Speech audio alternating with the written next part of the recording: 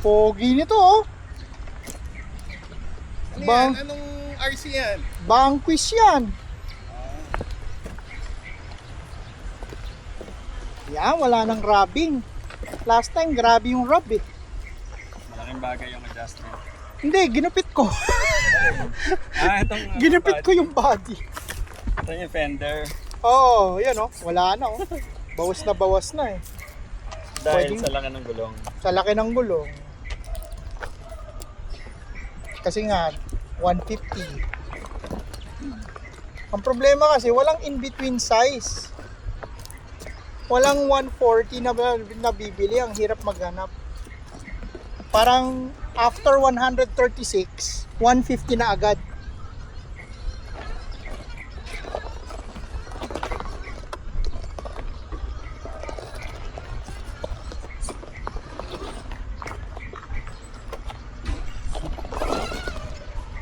Tsaka nag-improve yung steering angle ko. May dinremel ako na portion sa steering arm.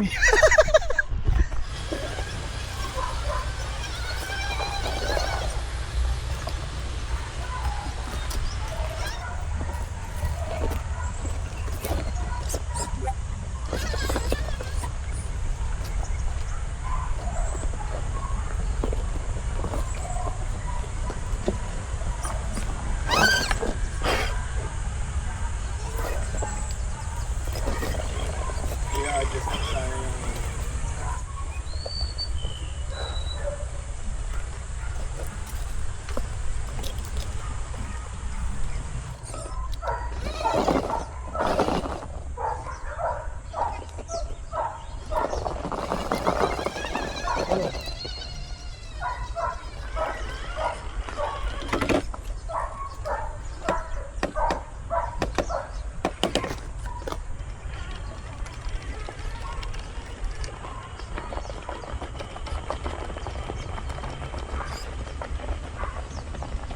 Diba?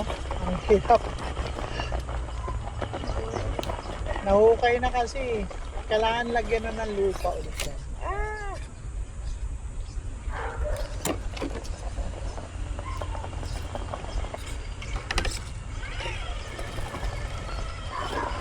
Wow! Kaya, very good.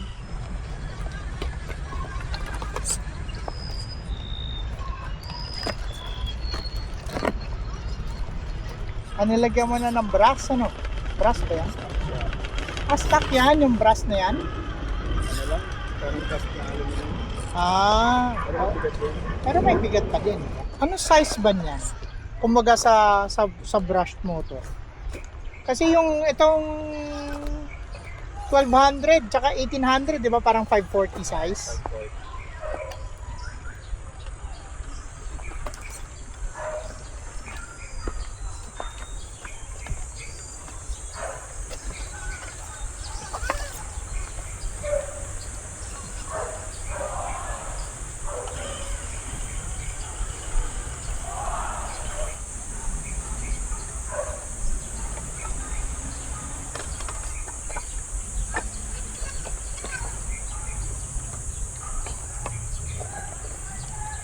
Tsaka nag-sale kasi sa Shopee. Talaga? Magkano siya lumabas? 5.7. Not bad. Di ba? Not bad. Di ba nasa mga 7,000 halos yun? 7.5. Oo.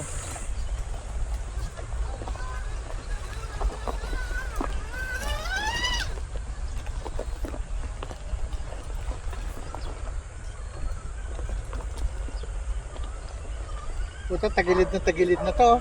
Kaya ba to? Kit ba yan?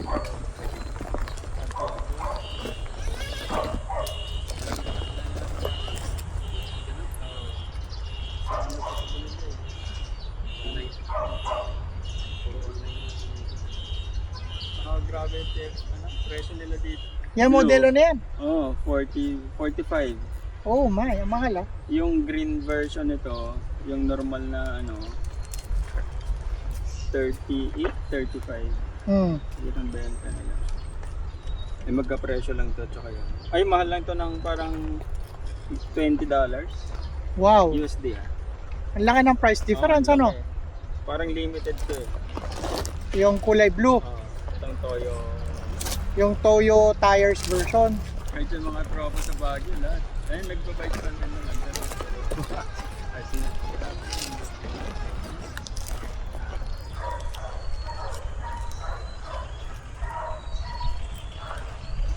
Pero hindi ko ginagamit. Tutumihan siya. Tinutumihan ng anak ko eh. Saka dito, masyado na kasi Mas maganda kaya ang gusto ko ng ano eh. Yung crawler talaga. Magkano din ako ng mahal din kasi kung bakit. saka ngayon mataas ko.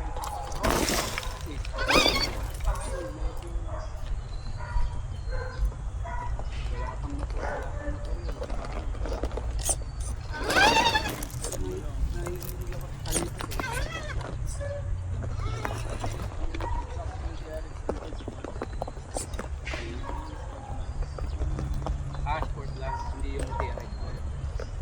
Mahirap din maghanap eh. Ako nakaimihan ko lang kay Sue. Ano din sa tao?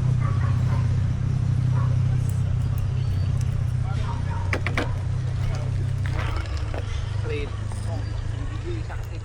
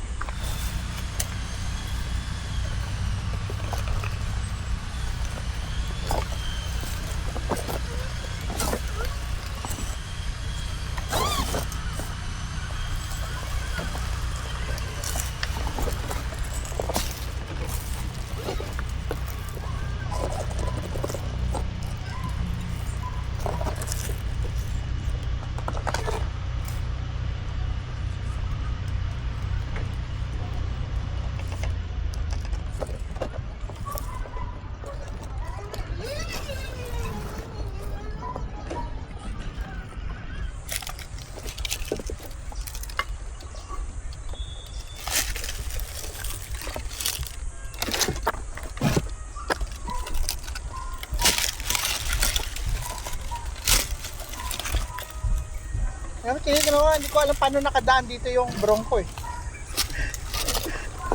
Pero nakadaan siya. Hindi siya tumambling, hindi siya sumabit.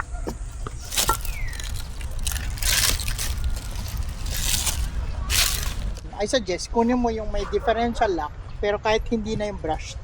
Yung ano, Kahit- full option, yung... Wag na yung brushless. Okay. Kumaga, okay yung ano eh, okay yung stock na brush motor. Kung gusto mo mag-brushless, ipon ka na lang para sa Hobby Wing, di ba? Para at least may FOC ka. Kasi ang laki din, may price difference din ng hindi brushed. Anong brush tsaka brushless, halos nasa 3,000 eh. 3,000, 2,000 rin eh. Makakabili ka na nga ng ano. Yun na nga. Di ba, ano ka na lang, Hobby Wing ka na lang. Konti na lang dadagdag. Yes. Na obviously mas maganda yung Hobby Wing dahil nga may FOC. Wala, paano tayo napunta na rito? Kaya,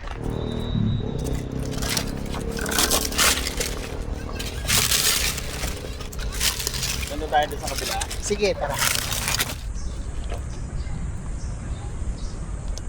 Napatpat na yung puno eh. Oh, madulas na siya. Namuti na. Ang ina yan, parang nililiha eh, no?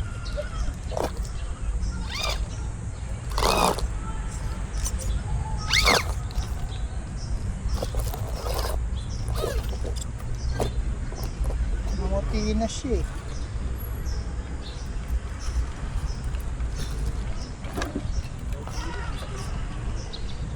Okay.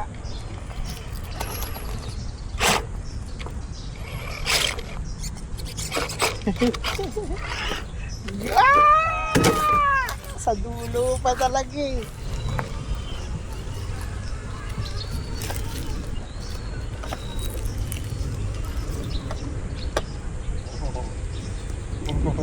Oh, oh. Oh, oh. Parang hindi yata dapat gano'n. Kasi nakita kong ginawa kasi nila last time, parang pinaakyat nila.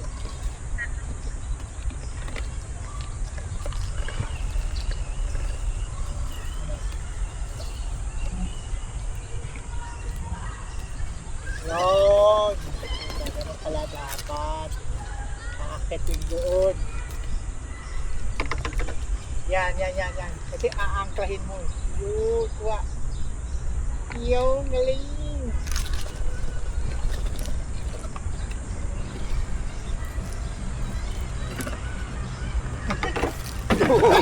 Sayang. Ulitin.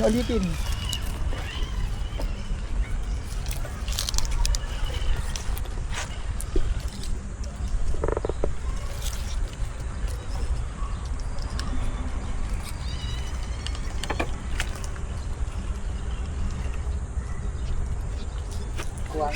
Oh.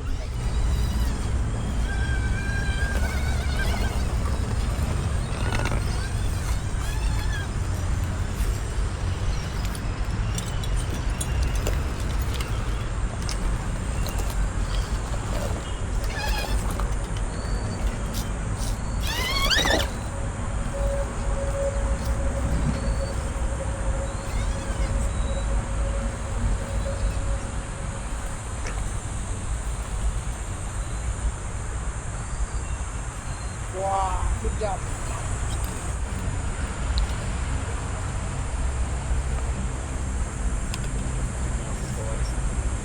May pagka-forest ang dating ano. Ganda.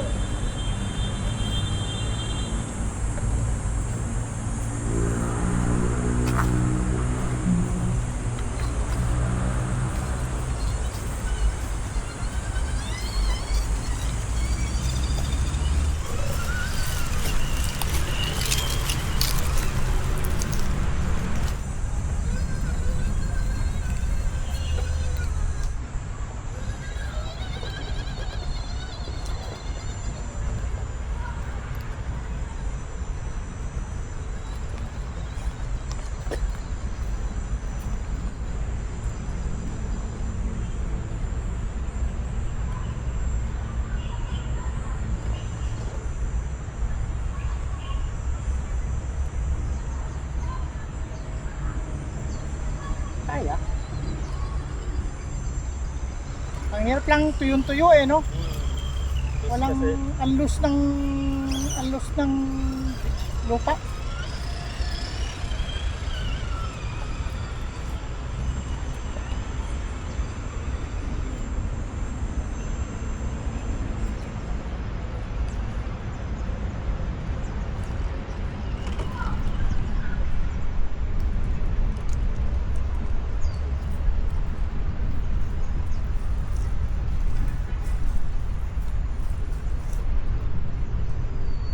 Try natin yung gitna na ruta. Kaya ka na.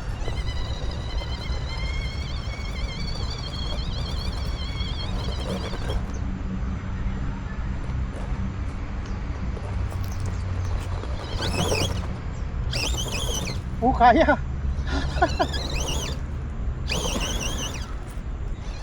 Kaya. Aking bagay yung pinagugupit ko. Uy, ayos oh, sakto ah. Punta sa lahat ng tatamaan talaga. Punta, dire-diretso din yun. Labo, no? Ang liit-liit ng tripod. Ang liit-liit ng tripod. Ang luwang-luwang eh. Talagang dun siya tatama eh. Parang tanga.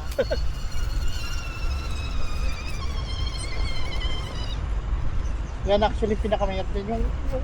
Yung pangalawang, yung rear wheel mo. Ang hirap paakitin eh. Tulak kita.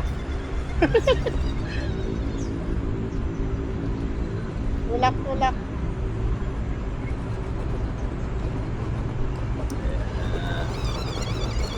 Ayun.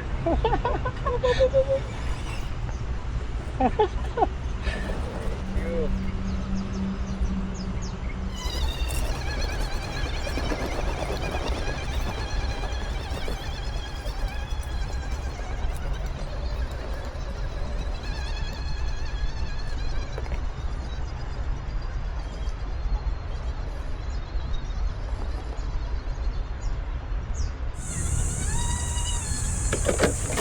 Ah!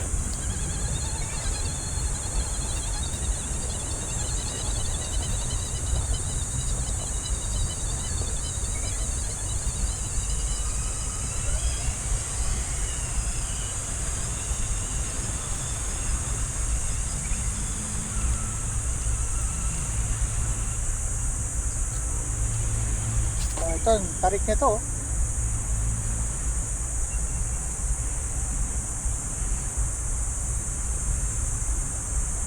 Grabe yung drag brake talaga. Iba talaga ang Happy Wing, eh, no? ito mo naman yung angle na yan. Kaya, banti pa natin para mas matarik.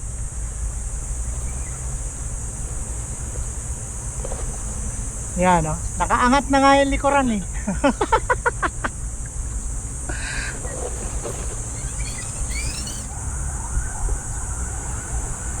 Tsaka yung control na ganito. Oo. Di ba ito yung problema ko dun sa isa ko? Oo. Doon sa FMS? Ito. Oo. Parang naramdaman ko na yung sinasabi mo. Pag ginas mo ng kote, gaganon. Mauuna pa siya, hindi ka, parang hindi nagmamatch dun sa... Oo, tapos pag gaganon mo, pag binitawan mo, gugulong pa ng konti. Then minsan titigil, minsan hindi. Yung ugat yung ano eh. Yung sagabal eh.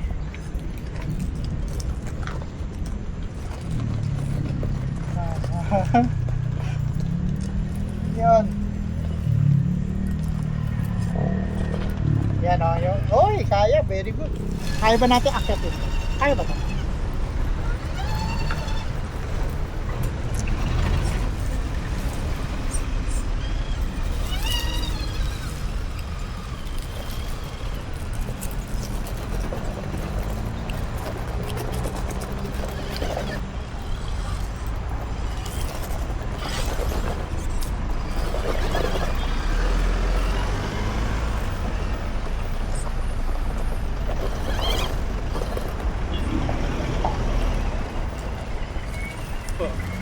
Kaya parang gagamba.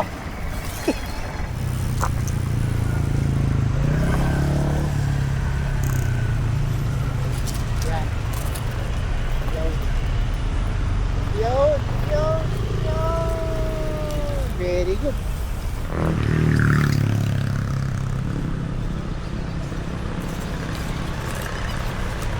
Nice to ah.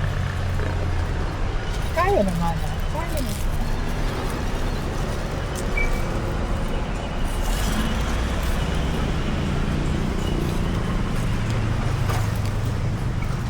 Diba parang may natural sa nakalye, no? Ayan, para mas mahirap.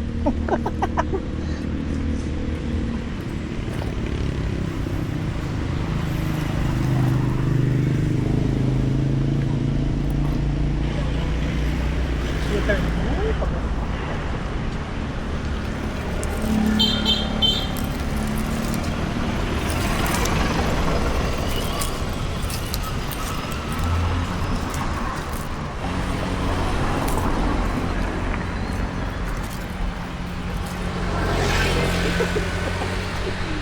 wala lang.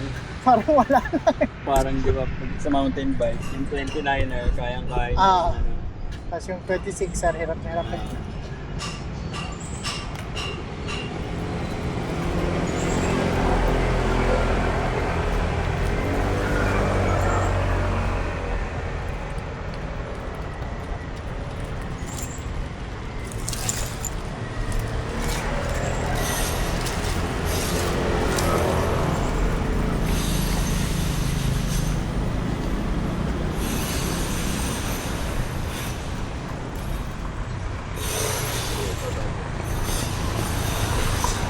Kaya, kaya! No. Tumulong to eh. Oo nga eh. Wala to. Ah. Masyadong ganun. Daus-dus.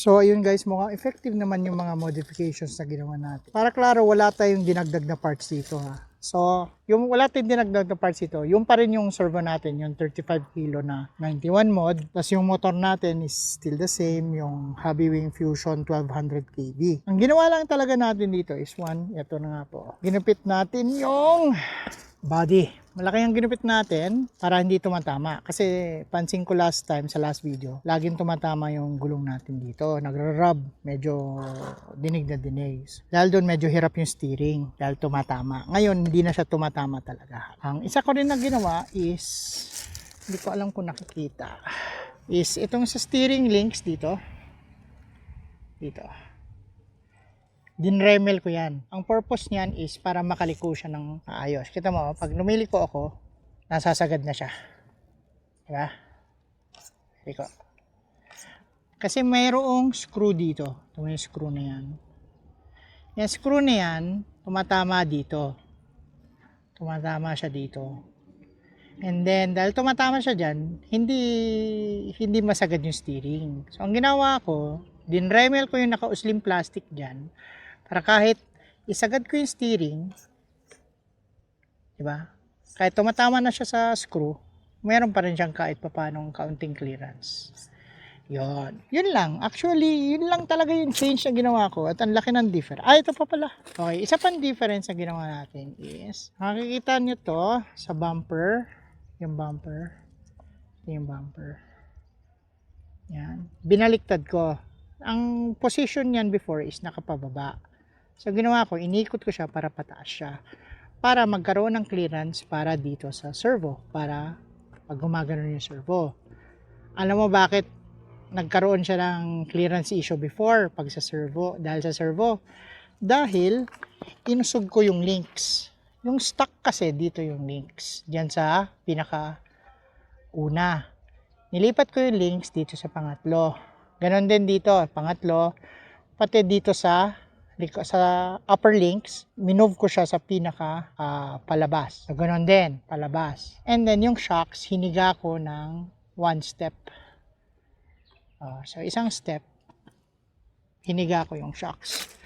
Mas naging okay yung performance, mas naging okay yung articulation niya, di ba? Ganyan na yung articulation niya. Sobrang sagad at hindi tumatama yung gulong. So, yun. I think that's it. Very satisfied ako sa changes na ginawa natin dito. Naging mas, mas capable. Capable na siya before, pero mas capable na siya ngayon. Hindi na siya masyado, wala na halos body rub sa tires. And then, because of that, hindi na siya hirap sa steering. Okay? So, I guess that's it guys. Maraming salamat sa panonood.